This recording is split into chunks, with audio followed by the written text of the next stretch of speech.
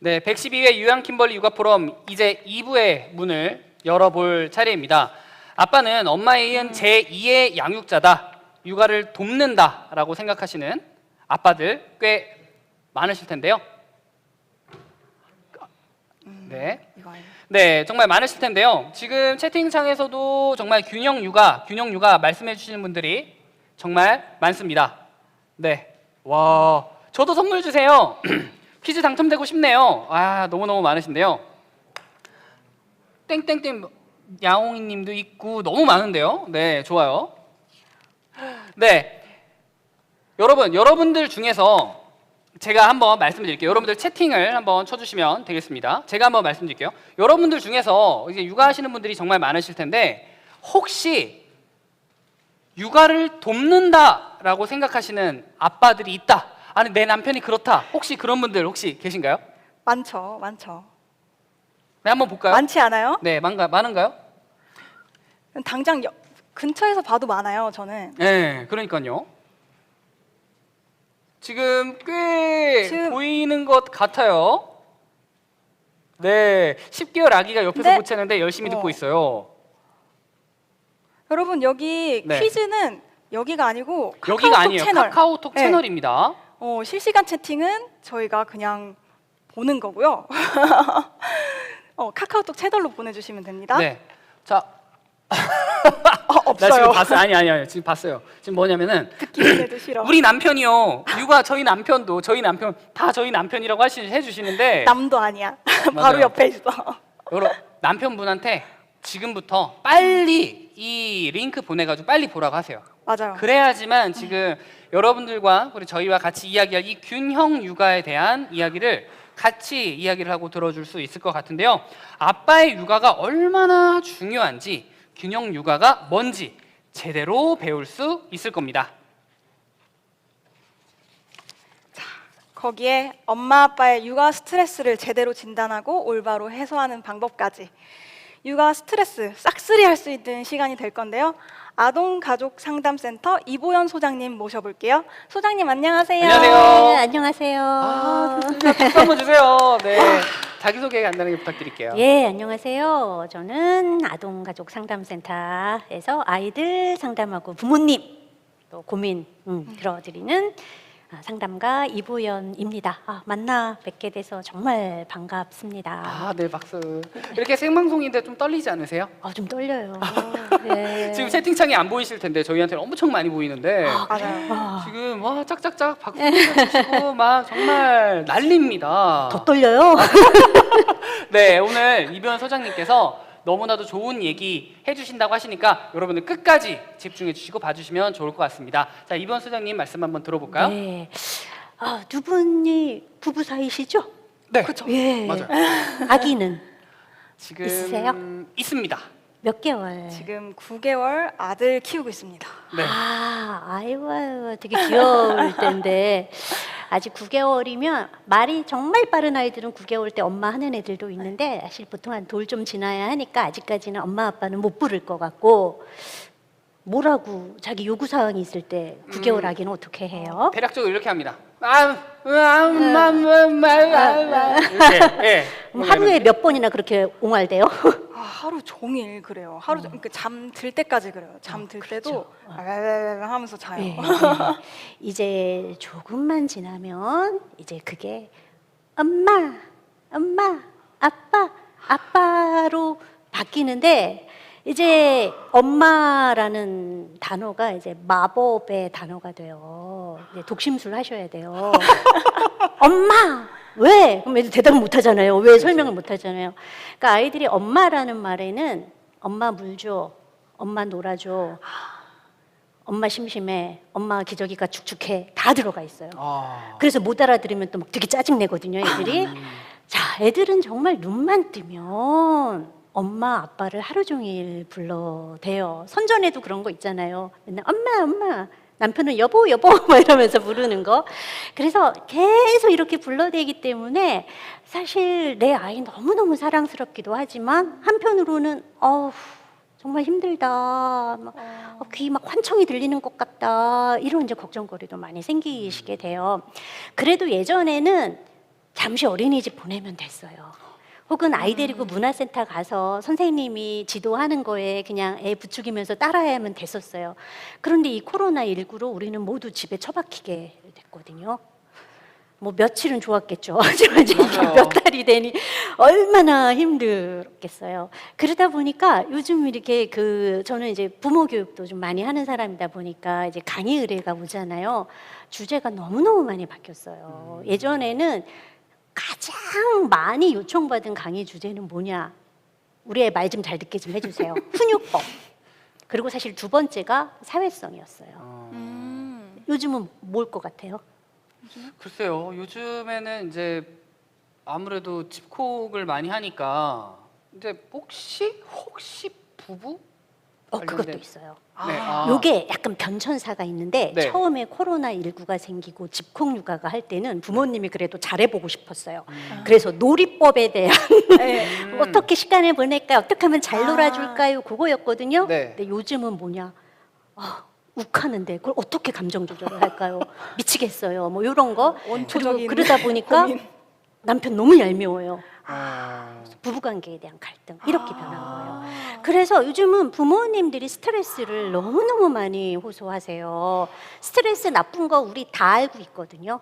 근데 육아 스트레스는 문제는 이게 그 부모님 개인적으로도 너무 스트레스가 되지만 이게 부모 자녀 관계를 정말 많이 악화시켜요.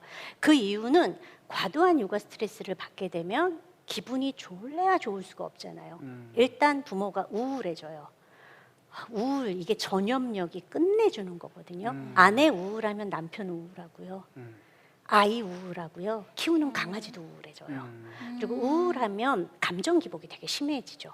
막 그래서 벌컥 아이한테 화를 냈다가 또 막 잠자는 아이 보면 또 너무 미안해갖고 또 밤새 울다가 또 너무너무 무기력해져서 이렇게 멍 때리고 있어요. 난 왜 이러고 살까 이러는데 아기가 울거나 뭔가 도움을 요청해도 못 듣기도 하고. 그래서 사실 우울은 정말 육아에 있어서 가장 해로운 거라고 할 수 있고요.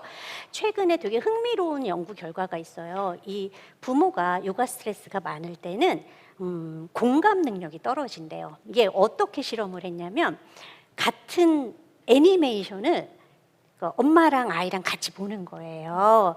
그리고 이제 뇌파 이거 측정하는 걸 다 달고 하는 거예요. 그래서 같은 거를 봐.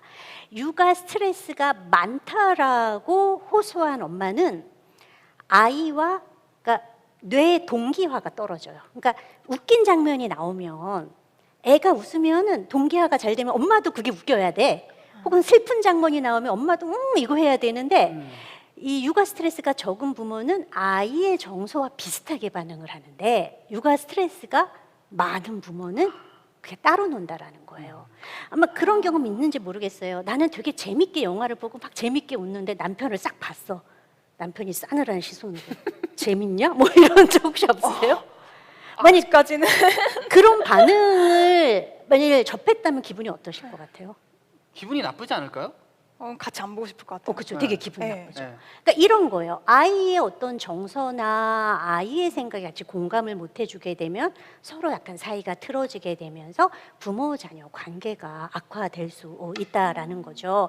그래서 이러한 육아 스트레스는 우리가 조금 극복을 하거나 대처를 하거나 다뤄주는 개입이 반드시 필요하다라고 생각이 되는데 그럼 어떻게 해야 될까? 첫 번째로는 좀 여유를 가져야 돼요. 저는 종종 그런 말을 해요. 부모님의 보면 직업은 약간 걱정하는 거, 자나깨나 애 걱정이야. 애가 적게 먹어도 걱정이고 많이 먹어도 걱정이고 걱정 진짜 많이 하시잖아요. 맨날 그렇게 걱정을 해. 그래서 어떤 일이 생기면 또 막 조급해져요. 걱정이 많으면 막 조급해지거든. 당장 뜯어 고쳐야 돼. 애가 막 손가락을 빠는 것 같아. 어머 어떡하면 좋지?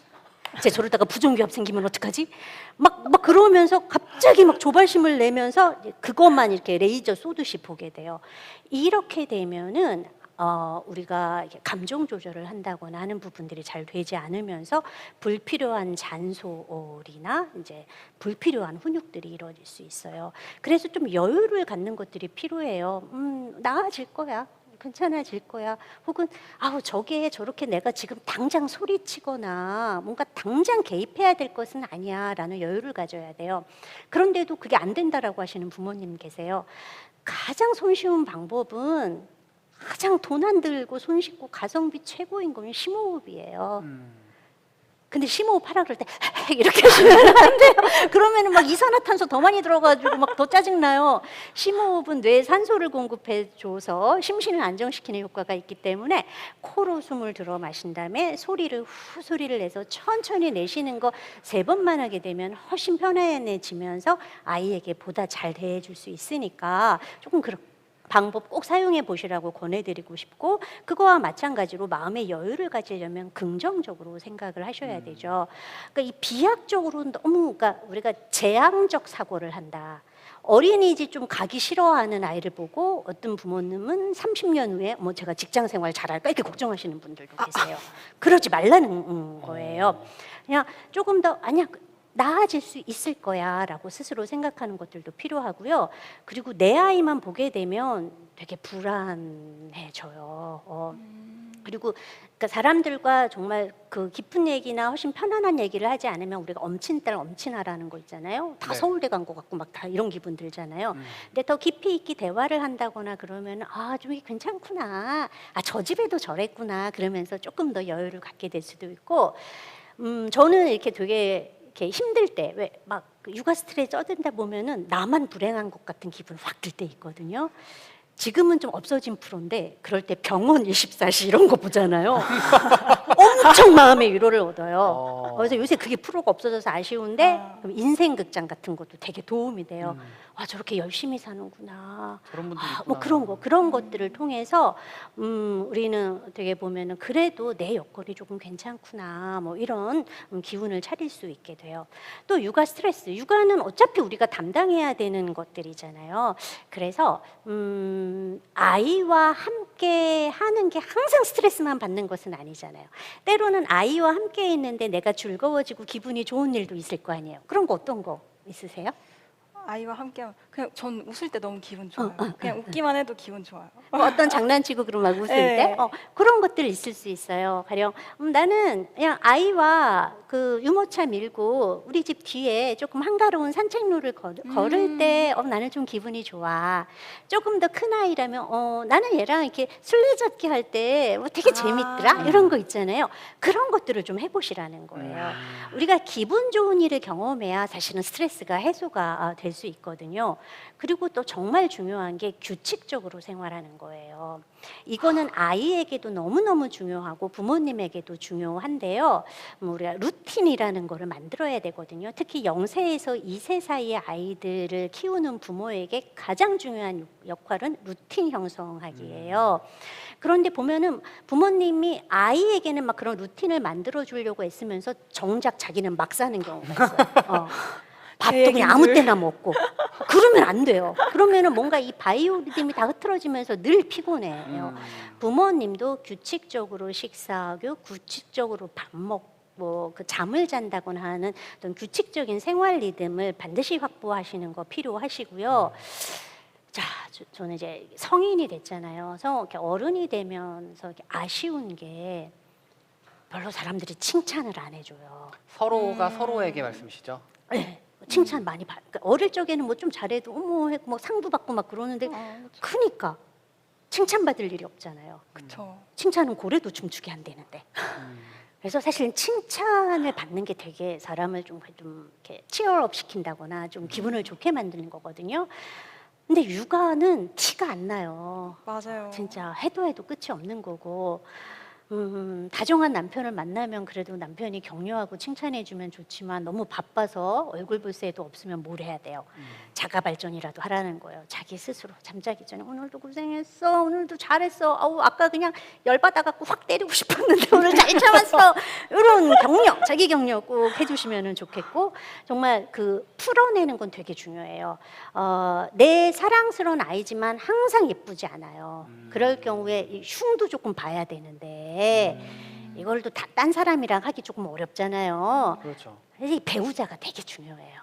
그래서 아이 이렇게 잠 재운 다음에 남편이랑 뭐 맥주 한잔 하면서 혹은 침대에 머리맡에서 오늘 있잖아 어쩌고 저쩌고 그랬어. 그럴 때 내가 그냥 막 이런 거 해야 돼요. 근데 그게 남편 반응이 중요하죠. 야, 뭐 그런 거 갖고 힘들어하냐? 애를 잡네 이렇게 말하면 안 되고, 제 얘기인들? 그랬어. 뭐 이런 거 해주시면은 저절로 이제 풀리게 되는 경우가 있고요. 또 그 육아 스트레스의 원인이 분명한 경우가 있어요. 이건 어떤 문제 때문에 그래요. 아이 식습관, 혹은 뭐 배변 습관, 혹은 수면 습관, 뭐 이런 뭐 특별한 특정한 문제 때문에 내가 스트레스를 받는다면 치열하게 그 문제를 해결하기 위한 방법을 찾아내셔야 된다라는 거예요.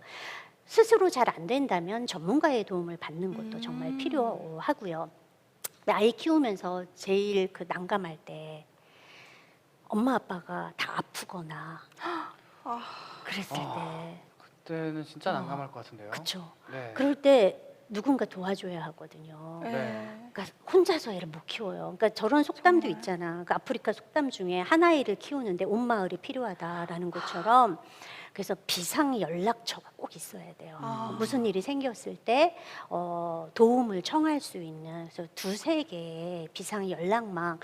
그래서 부모의 이 대인 관계도 정말 중요해요. 아이 잘 키우는데. 여기서 혹시 잠깐 질문 있는 게 그 비상 연락망이란 게 그 친구 그 뭐 예를 들어 119 같은 그런 거 그런 이외의 것도 있고요. 네. 혹은 뭐 친구일 수도 있고 친정이나 시댁이나 뭔가 아이를 그 맡길 수 있는. 아이를 돌봐줄 네. 수 돌봐줄 있고 수 있는. 대신 해줄 수 있고 이런 연락처가 필요하다라는 거예요. 네네. 내가 몸이 너무너무 아픈데 아이를 돌봐줘야 된다면 잠깐 좀 와줘. 이런 것도 필요한 거잖아요. 혹은 맞벌이 가정 같은 경우에 갑작스러운 일 때문에 아이를 어린이집에서 데려올 수 없을 때 요거를 좀 해줘라고 부탁할 수 있는, 이게 없으면은 부모님이 막 조급해지면서 진짜 그렇 사랑하는 아이한테 화를 벌컥 내고 내가 왜 애를 낳지? 이런 생각을 하게 되기도 하니까 이거 꼭 중요하고요.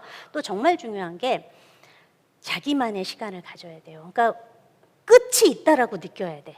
우리가 직장 생활하면서 성취감도 많이 느끼지만 사실 힘들잖아요. 그래서 월요병이라는 것도 있잖아요. 근데 어떻게 극복해요? 수요일쯤 되면 기분 살살 좋아지거든요. 금요일 날 너무 신나. 왜? 주말이 있기 때문이에요. 네. 나 이때 쉴 수 있어. 끝이 있어서. 요게 있어야 되거든요. 근데 육아 생각해 보세요. 끝이 없어.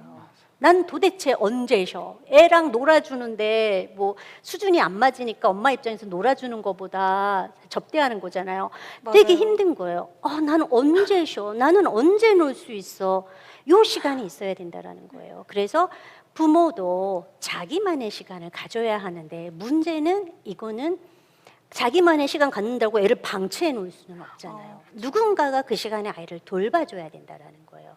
요거는 가족의 협조 없이는 절대 되지 않는 것이다라고 이제 보는 거죠. 그럼 가족 중에 누구의 역할이 가장 중요할까요? 아빠. 맞아요. 배우자. 맞아요. 그런데 또 우리는 어떤 행동을 하냐? 육아는 엄마가 더 잘해. 모성. 엄마 모성 타구나. 남자는 원래 육아에 서툴러. 막 이런 얘기 하거든요.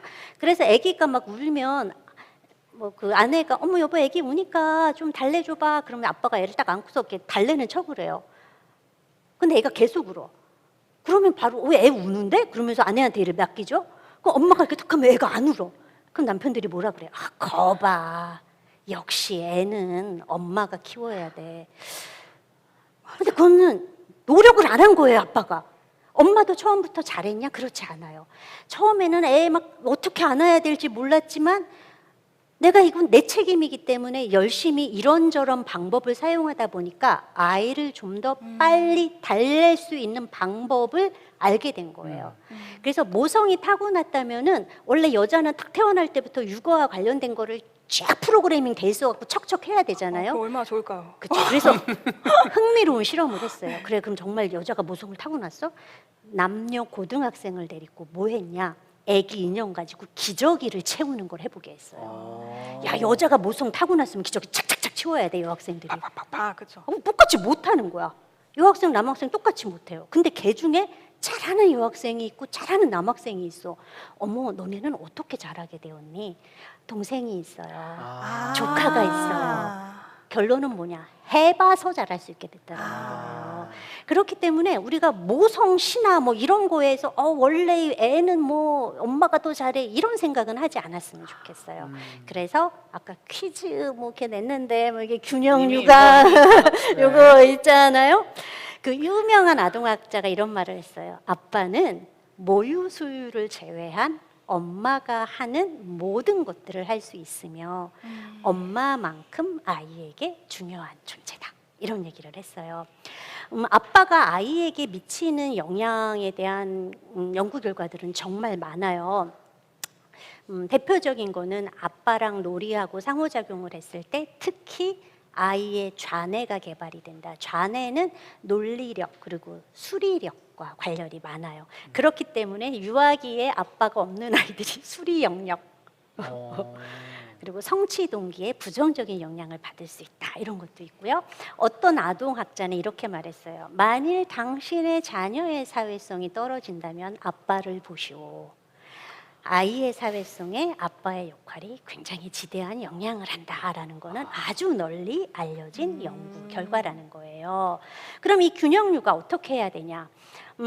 이거 모성 타고난 게 아니라 여성들이 엄마들이 아이를 더 잘 돌보는 것처럼 보이는 것은 무엇이냐? 열심히 노력했기 때문이에요. 그리고 그게 내 일이라고 받아들였기 때문이에요. 아빠들도 똑같이 부모 역할을 받아들여야 돼요. 도와주는 거 주인의식이 없어요. 뭘 도와줘? 하는 거지.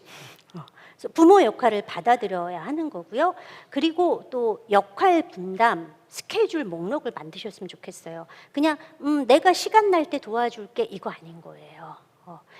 어떤 것들을 구체적으로 할지 뭐 각자의 성격이나 장단점을 고려해서 나는 요 부분을 더 잘할 수 있어. 아이와 나는 주말에 바깥에서 노는 걸 더 잘할 수 있어. 혹은 나는 뭐 실내 안에서 뭐 아이랑 난 만들게 하는 걸 좋아하니까 나는 놀이할 때 그거를 할 수 있겠어. 이런 놀이 아이의 육아에 관련된 역할 분담뿐 아니라 가사. 음식물 쓰레기는 주로 아빠들이 이제 버리기는 하는데 뭐 나는 그럼 청소기 돌리는 건 내가 할게 뭐 이런 것들을 명문화 시켜야 돼요. 명문화 시킨다는 게 아주 그냥 문서로 만든다는 문서로 거죠? 하는 게 제일 좋아요. 그래요? 계약서 구도로 하는 쓰듯이. 것보다? 지장도 찍어요. 그래서 그렇게 되면은 그냥 내가 도와줄게라고 하면은 도대체 언제 도와주지? 기대를 하게 되구나. 그러다 기다리다가 짜증나거든요. 그래서 부부싸움 하거든요.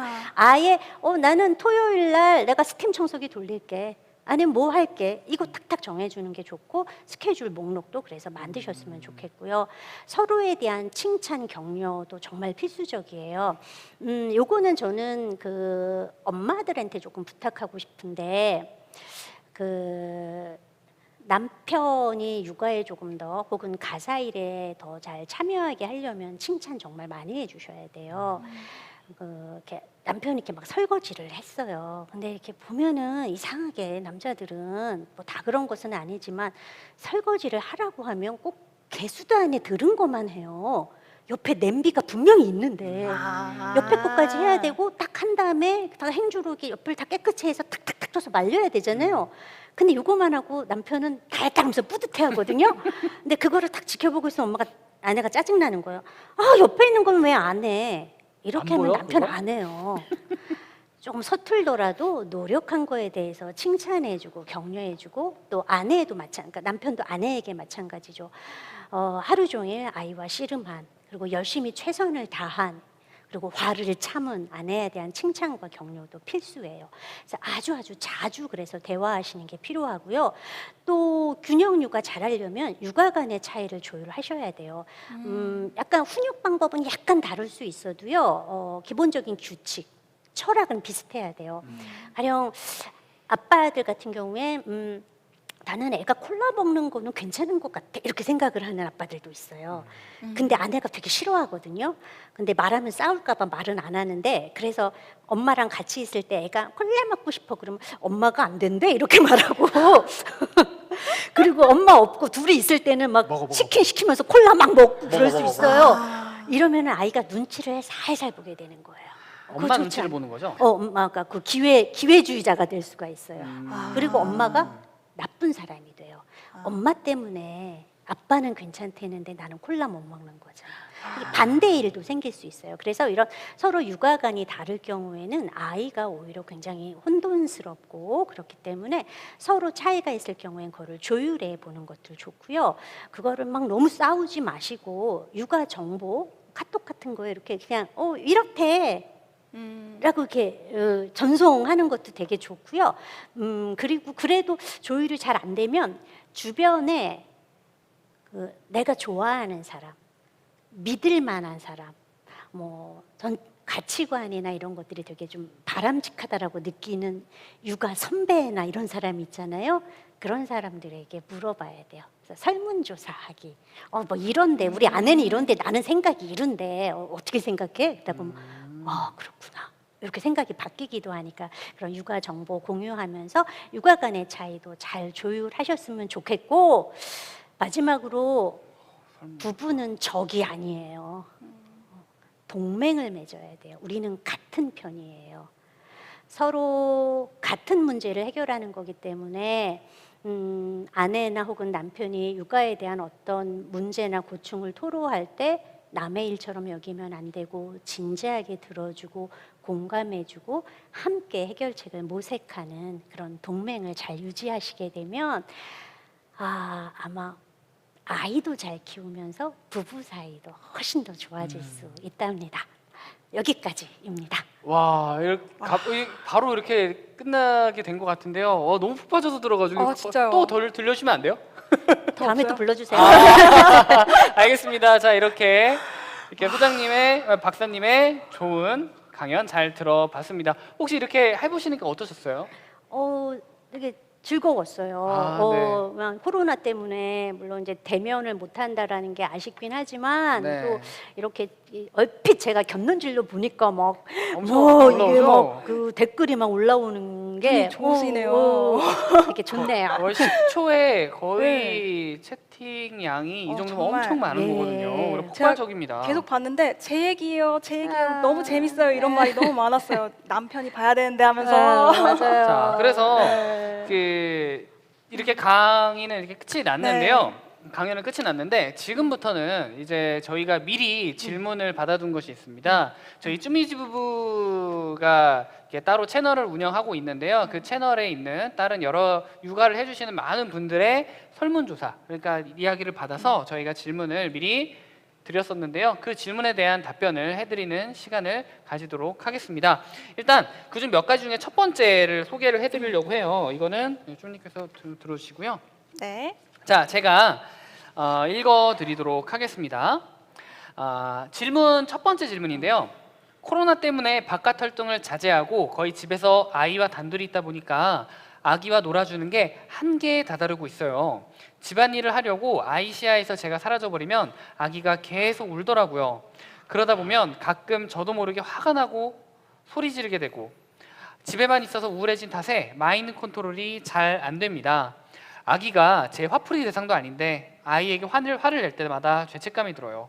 육아 스트레스 어떻게 풀어야 할까요? 라는 질문을 해주셨네요. 네, 이렇게 어린 자녀를 둔 어머님들 집안일도 해야 되는데 아이들은 뭐 그런 거 생각 안 하잖아요. 그래서 얼마나 힘이 드실까. 저도 충분히 공감이 되고요. 그래서 이제 가끔 화를 내고 나서는 또 자책하시는데 이 세상에 화 안 내는 사람은 없어요. 그리고 한두 번 화낸다 그래서 뭐 애가 망가지지는 않아요. 하지만 너무 반복되는 걸로 화를 내는 거를 좀 자제해 주시는 거는 정말 필요하고요. 이제 화가 나거나 그러면 여기에 이렇게 확 그 강력한 에너지가 확 올라와요. 그래서 막 이렇게 주먹에 힘이 막 져지고요. 특히 이제 말초 현관 쪽으로 혈액이 확 몰리면서 힘이 꽉꽉 누워지거든요. 그래서 머리, 손끝발, 그래서 괜히 막 물 내려치고 싶고 막 이런 마음이 드는 거예요. 그거를 너무 참아도 문제가 돼요. 그래서 큰 소리 내셔도 돼요. 그런데 이제 그게 막 애를 향해서 야! 막 이렇게 하면은 안 되잖아요. 큰 소리로 그냥 노래 부르셔도 돼요. 그럼 아이는 처음에 응 이렇게 하지만 엄마가 아침 해가 떴어 막 이렇게 해도 된다라는 거예요. 저 여자 왜 저래 이런 생각을 하긴 하지만 엄마가 화를 안 내는 거구나. 그래서 지도도 막 춤추고 이럴 수도 있어요. 신나는 음악 틀어놓고 따라 부르거나 사실은 우울증에는 댄스가 최고거든요. 춤추는 거 굉장히 좋고요. 또 햇빛 자주 보는 거. 햇빛. 예, 햇빛을 자주 봐야 이게 햇빛이 사실은 이런 우울감이나 이런 걸 해소하는데 그리고 잠 잘 자는데 최고의 보약이기 때문에 낮에 아이 유모차 끌면서 애도 햇빛 쐬고 엄마도 햇빛 쐬서 밤에 잠도 잘 자게 하는 것들도 정말 좋고요. 근데 이제 집안일을 이렇게 해야 될 때 아이들은 한시라도 눈앞에 부모가 안 보이면은 불안해하잖아요. 그렇죠. 근데 부모님은 집안일에 집중해야 되니까 자꾸 아이를 이렇게 떼어놓으려고 하세요. 근데 그거 잘 안 돼요. 그냥 받아들이세요. 그래서 뭘 하냐? 주로 부엌 일을 하시잖아요. 맞아요. 부엌 근처에서 놀게 하면 돼요. 아이가 앉아서 손으로 뭔가를 만질 수 있다면 저는 과감히 싱크대 하부장을 개방하라. 싱크대 하부장에 애가 만지고 탐색할 만한 것들을 넣어놔라. 그러면 야 그러죠. 이거 하느라고 엄마 별로 신경 안 써요. 어허. 그래 나는 근데 우리 집은 수납 공간이 적어서 나는 싱크대 하부장을 절대 난 양보 못 하겠다. 그러면은 그 슈박스 같은 거, 구두 상자 같은 거 있잖아요. 이렇게 판 박스 거기에다가 자질구레한 장난감들 이렇게 넣어서 아이한테 엄마 지금 밥 해야 되거든. 그동안 이거 갖고 놀아라고 그냥 그 뚜껑 닫은 채로 놓으면은 애가 뭐 열고 뭘 하면서 나름 되게 재미있어요. 그런 식으로 무조건 아이들이 참고 기다려라라는 게 아니라 어떤 것들을 하면서 기다릴 수 있는 그런 방법을 모색해 주는 게 더욱더 좋습니다.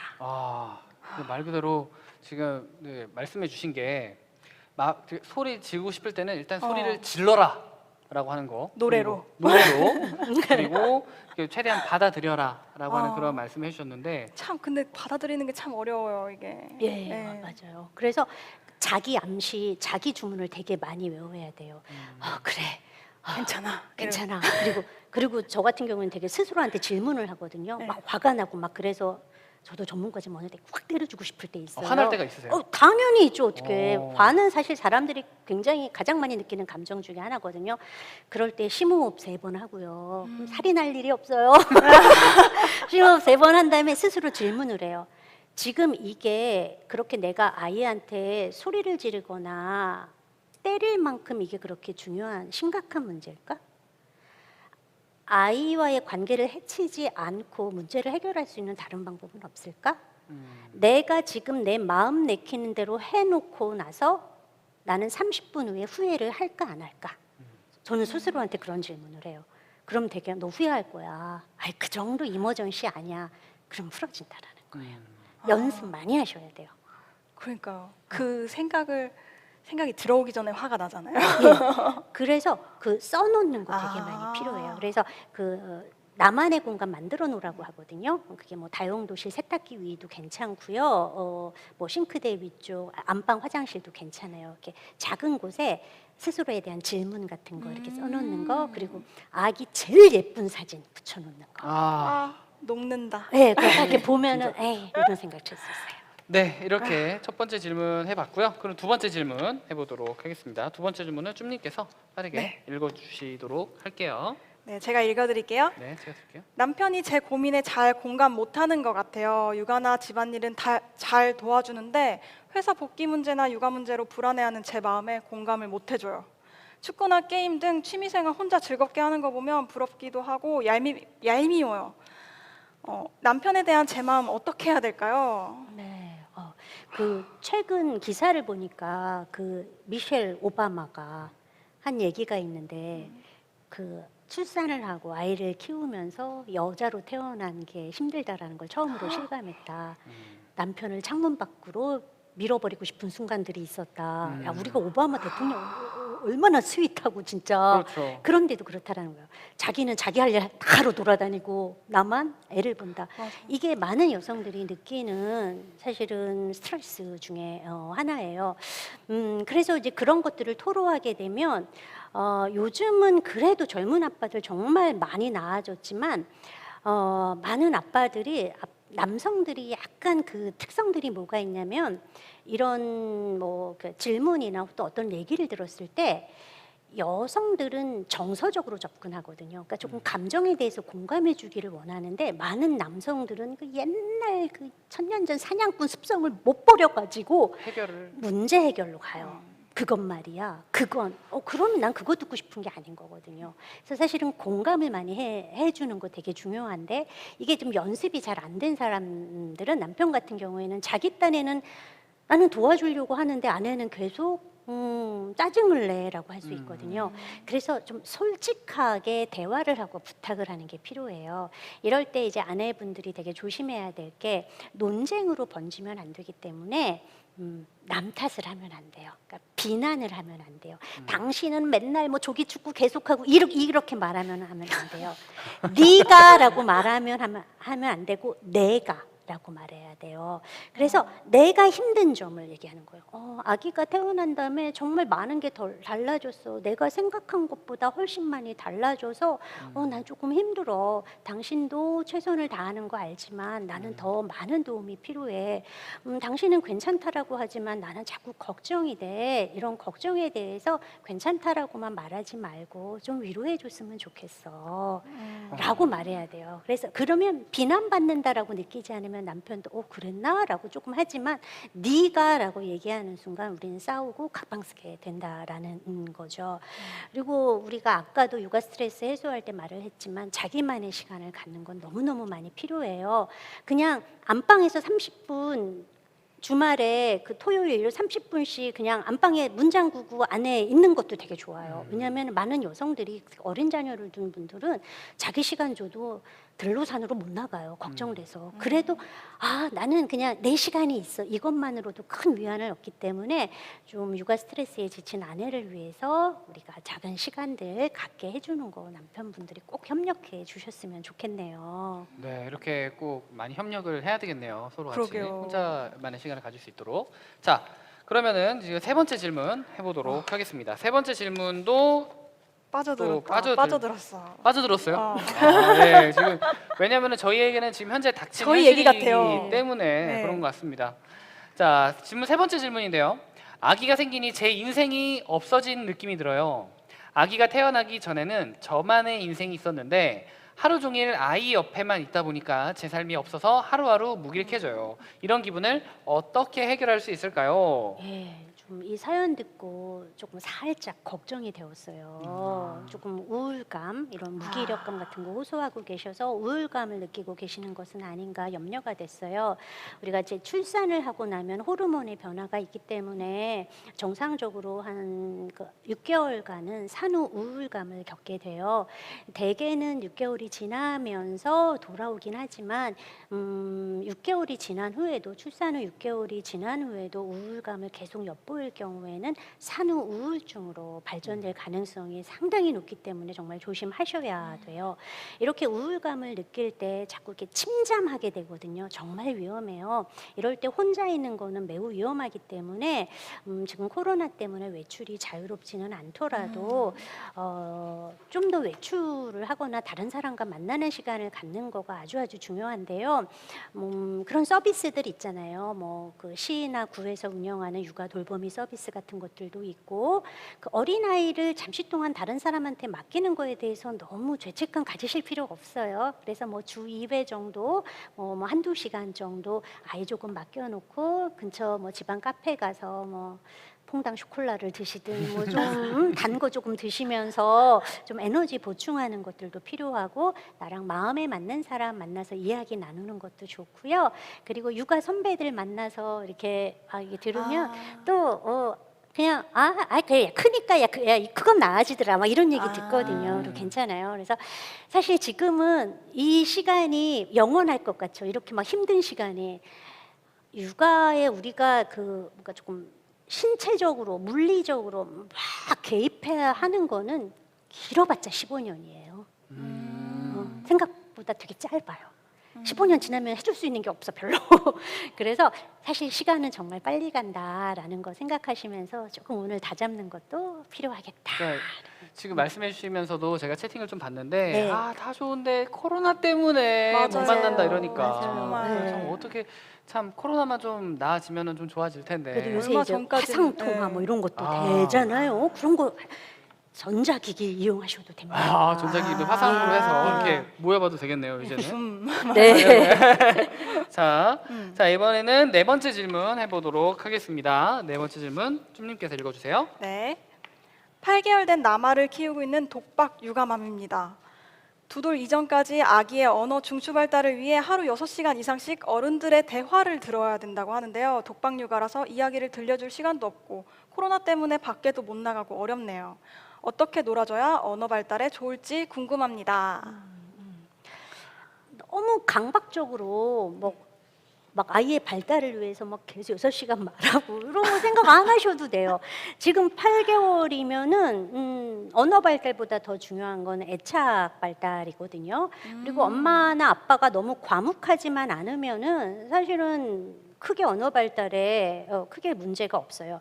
그리고 아이의 언어 발달에 정말 중요한 거는 말을 듣기만 하는 것은 아니에요. 물론 말을 들어야지만 할 수 있는 거는 당연한 원리지만 그러니까 그걸 듣는다 그래서 언어가 발달하냐 그렇지는 않아요. 만일 그렇다면은 하루 종일 오디오북 듣고 하루 종일 동영상 보면은 말을 기가 막히게 잘해야 되는데요. 되게 이상하게 말해요. 문어체로 막 말해요. 그 우리가 실용 언어를 말을 못한다. 맨날 오디오북에서 우화 보면은 뭐 열매 드실래요? 이렇게 말하면 너무 이상하잖아요. 내가 무슨 원숭이 조지도 아닌데. 그래서 더 중요한 건 뭐냐면 그냥 듣는 게 아니라 아이에게 직접 말을 거는 거예요. 그럼 8개월인데 말 못하는데 무슨 말을 걸어? 신생아 때부터 거는 거예요. 어떻게 하냐? 상황이 있어요. 가령 기저귀를 갈아줘야 돼요. 그럼 아이가 이렇게 칭얼대잖아요. 그럼 그거를 말이라고 생각하는 거예요. 아유 기저귀가 축축해. 불편했어. 그런 거, 알았어. 그런 거. 엄마가 네. 갈아줄게. 그리고 애한테 말하는 거야. 자, 오른쪽 다리 들자. 옳지, 잘 들었네. 와. 애가 웃으면 아이 기분 좋았어. 어머 오늘 또 어머 세상에 오늘은 야 바나나다 야. 뭐 이런 거 이렇게 해야 상황적 맥락을 이용한 실용적인 언어가 정말 잘 발달하는 아이가 되니까 정말 중요한 건 그냥 듣기만 하는 게 아니라 눈을 마주치면서 직접 아이와 상호작용하고 말을 거는 것이다. 이렇게 생각하시면 돼요. 그게 그냥 하는 게 아니었군요. 진짜로 그게 중요했으니까 이렇게 하는 거군요. 그렇죠. 저도 그리고 사실 네. 정말 신기한 게 엉덩이 들어봐 그럼 애들 처음에 모르잖아요. 근데 그거 계속하면 아이가 진짜 들어요.